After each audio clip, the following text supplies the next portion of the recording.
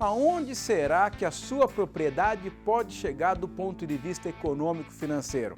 Seja muito bem-vindo mais uma vez ao Giro do Boi, a terceira temporada de Dicas do Chácara, e hoje eu vou falar como você deve dimensionar suas metas e o que o benchmarker ensinou sobre potencial para a sua fazenda de pecuária de corte.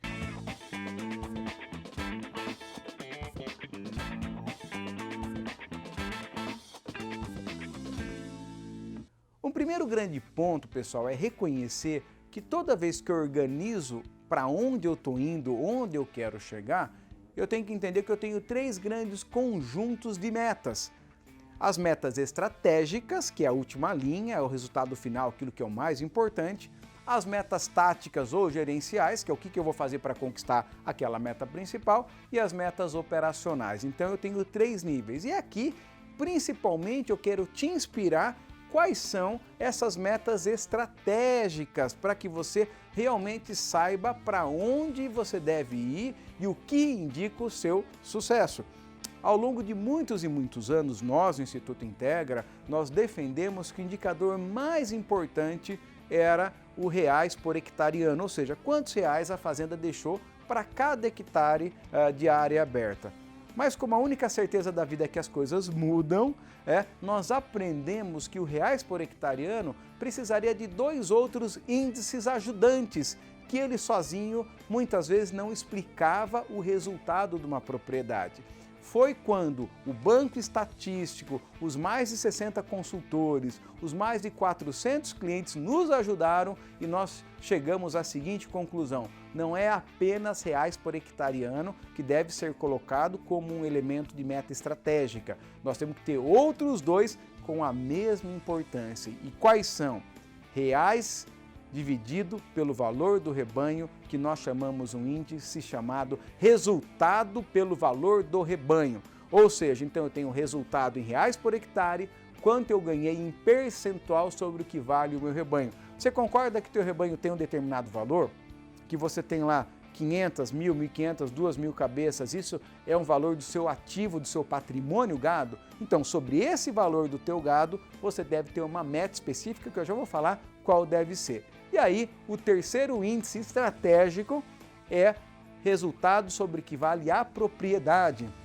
O maior bem que o senhor, que a senhora tem dentro da atividade agropecuária é a fazenda, é a propriedade, é o seu sítio, é o teu patrimônio imobilizado, que é a sua terra, que vale muito. Então, nesse momento, eu preciso ter uma meta sobre o que vale a terra, uma meta sobre o que vale o rebanho e uma meta sobre o que vale a propriedade. E esses números são muito claros para nós. A meta sobre o que vale a fazenda deve ser de 4%, a meta sobre o que vale o rebanho deve ser de 21%. E esses dois números vão indicar quantos reais você deve ter por hectare ano. Tanto que as pessoas perguntam: Antônio, mas qual que é a fazenda mais lucrativa? Será que é da Amazônia? Será que é do Cerrado? Será que é da Mata Atlântica? Será que é do Pantanal?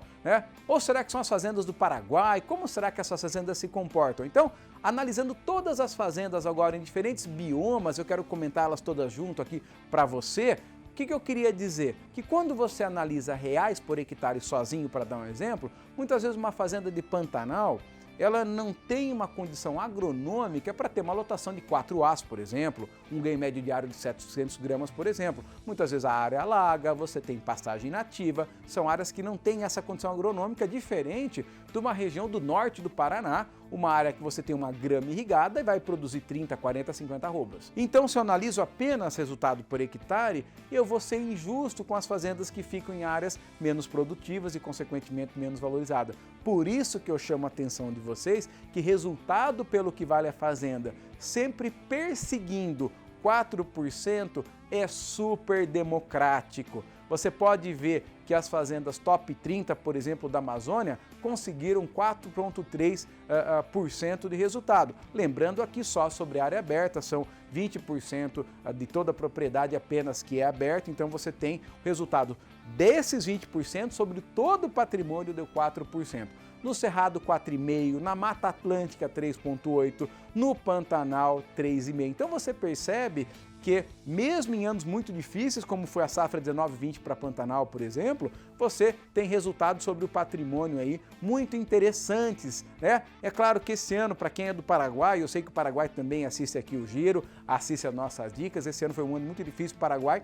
Enquanto ano passado as propriedades no Paraguai tiveram um grande destaque econômico, esse ano por uma conjuntura de câmbio, corona, fechamento de fronteira e seca principalmente trouxe resultados piores. Mas mesmo assim nós encontramos o Paraguai entre 2% e 3% de resultado sobre o patrimônio, que certamente vai ser revertido no próximo ano. Então entenda que a sua meta principal, pegue o papel aí, pegue a caneta, coloque o valor que a propriedade tem, aplique 4% pelo menos sobre o valor e essa é a quantidade de dinheiro líquida que você deve tirar da fazenda, elaborando um excelente projeto para a conquista desse resultado.